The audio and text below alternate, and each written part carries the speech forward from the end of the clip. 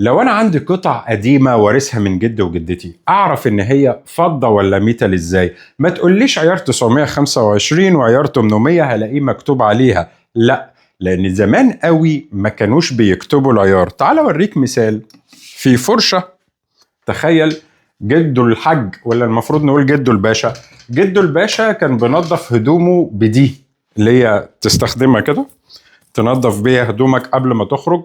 كانت من الفضة الصافي. تعال اعرفك بنعرف العيار ازاي، وكخبير مثمن اعرف عمر القطعة ازاي. بالانجليش مارك سيلفر.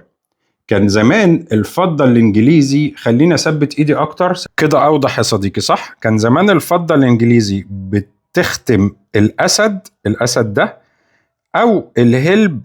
احنا بقى كنا بنختم زهرة اللوتس.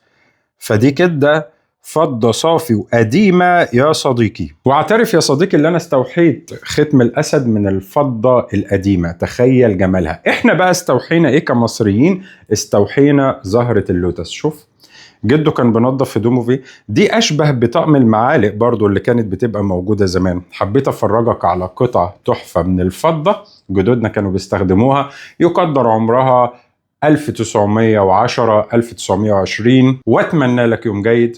اشوفك دايما على خير.